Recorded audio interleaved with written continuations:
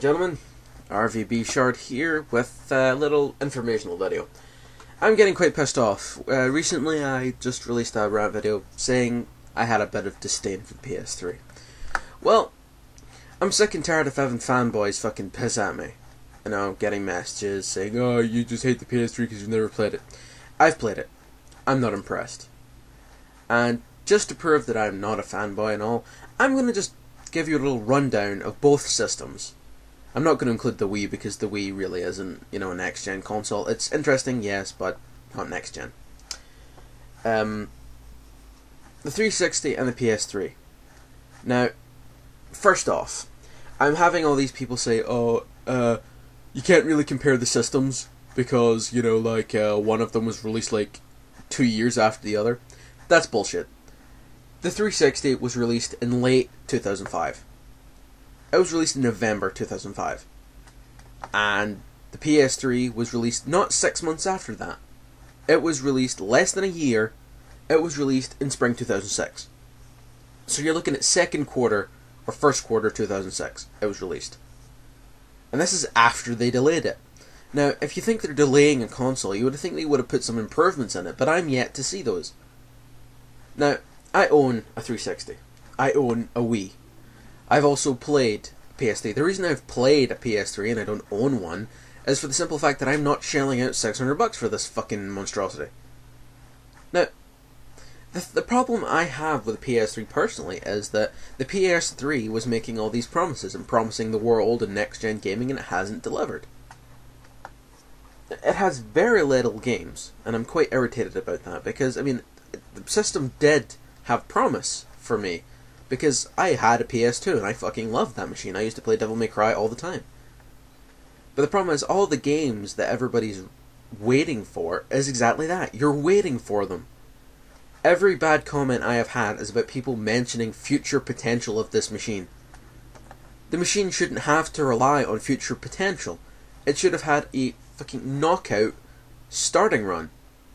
This is Sony. Sony has put all its money into the fucking hardware of the machine and forgot the most crucial part. Software. Everyone's always going on about, yeah, Metal Gear Solid 4 and Devil May Cry 4. Metal Gear Solid 4 isn't coming out until 2008. Which is quite appalling for a machine that was released in 2006. That's 2 years. For the title launch game that you guys have been waiting for. Yes, I'll admit we've been waiting for Halo 3 for about 3 years. But then again, we haven't been relying on one simple game to keep our franchise afloat. We've had games like Gears of War, Lost Planet, Elder Scrolls. Yes, and I know all you PS3 fanboys going, oh, well, Elder Scrolls is on PS3 and it looks better. It doesn't look that much better. And to be honest, your designers have had an entire year to fuck around with it and put it onto your console. And basically all they've done is change the fucking trigger buttons to do different things than they do on the 360. It's fucking stupid. And yes, they have made it the loading times a lot shorter. Whoopee. You've had an entire year and that's the best they could come up with. A little side-to-side comparison of these machines. Right. First off, backwards compatibility. Now, the backwards compatibility issue with the 360 was a bit of a pain in the ass at first. I'll admit this. However, it has been rectified, and now backwards compatibility runs with about 90% of Xbox games. The original Xbox. So you can still play your old classics. The backwards compatibility was also a gigantic whore for PS3. Because when it started off, it wouldn't fucking recognize any discs. I assume that has now been fixed. CPU and main processors. The 360 uses a custom IBM PowerPC CPU with 3 symmetrical cores running at 3.2 GHz. Now, that's 3 power processors running at the same time, one on top of the other. Well, one on top of the other on top of the other. So, it does have quite a punch of performance. Whereas, the main processor in the PS3 is a cell processor with, basically, it runs also at 3.2 GHz. So, although it's only one processor and it does have a whole bundle of energy to be using, the PS3 hasn't been able to, you know, capitalize on that because it doesn't have enough memory. Graphics cards. Now, The 360 is using a custom ATI processor that runs at 500 MHz. So we're using an ATI graphics card. An ATI are quite stable, but it could have been better. However, the ATI graphics card, which the 360 uses, is also able and capable of running on DirectX 10. Now, if you're a fucking computer nut, you'll know what DirectX 10 does and how it improves gameplay and performance. Whereas, the PS3 uses a custom NVIDIA processor, which runs at 550 MHz. Now, although that's a whole 50 MHz more than what the 360 runs at, it is unable to cope with DirectX 10. Unfortunately, it will stumble with DirectX 9.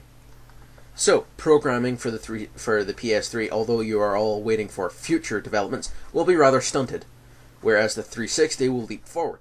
The memory for the 360 is 512 megabytes, and that's shared across the CPU and graphics processors. It also has 10 megabytes of embedded RAM for video memory. Whereas the PS3 has 256 megabytes across the processors and only 256 megabytes for video memory. So, it's running about half of what the 360 is for memory. Ports on the machines. We have 3 USB ports and 2 Ethernet ports. Oh, no, sorry, yeah, 1 Ethernet port, my bad. But we have 3 USB 2.0 ports. You have 6 USB 2.0 ports, an Ethernet, a CF slot, SD slot, memory stick, dual optical audio. Okay, I have no idea why you have that much shit on the back of your console. It makes it look like it's like it's sitting there going, pick which slot you want to ram a fucking cable in. It looks deformed. I don't like that. That's creepy. It's weird. Anyway. Removable storage media. We have 20 gigabyte removable hard drive. We also have 120 gigabyte removable hard drive. We have 2 ports that you can fit 64 megabyte memory cards in. You have a 2.5 gig removable hard drive, I think. I think you also have the 60 gig, and probably the other one, this new one you're coming out with, I think it's the 80 gig or some shit. Fuck knows. Who cares? It's not going to fix your performance memory, although some people seem to believe that a bigger hard drive will make your system run better. No, it won't. The problem you're having is with the internal memory, not the external memory. Durr. Anyway, digital media formats. We can take CDR-ROM, CDR writable, DVD, DVD-ROM, DVD writable, DVD plus writable. Blah blah blah blah blah. You can take CD, CDDA, CDDA, ROM, CDR, blah blah blah blah blah blah blah blah blah. Basically, you can use a lot more formats than we can, which I'll admit would be useful on the 360, because the 360 is a bit anal about what you're using on it. So basically, this is the little roundup I'm having, and for anyone who keeps moaning about these games and shit, I'm just pissed off that these fucking fanboys keep ranting at me, and they don't seem to understand that there is good reason behind me not liking the PS3. There were so many promises made, and so many promises fell flat on their fucking face. I mean, your controllers don't even have a rumble facility. What the fuck is the point in that? Oh, the rumble will interfere with the 6-axis. No, it fucking won't. The 6-axis isn't revolutionary. There was a 6-axis controller available for the PS1 in 1995. You could use that same tilt functionality with rumble for that, and it worked for the PS2 as well.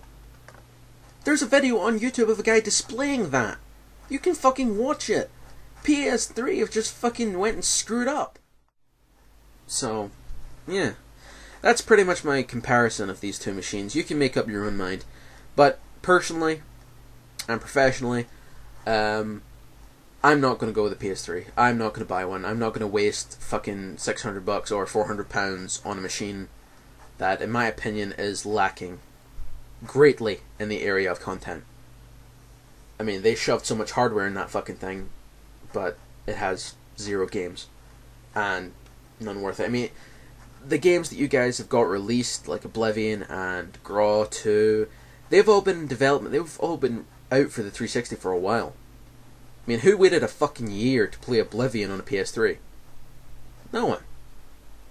We've already played it and completed it on 360, and we're happy with it. So, the slight graphical improvements you've made and the shorting loading times really aren't worth buying it again.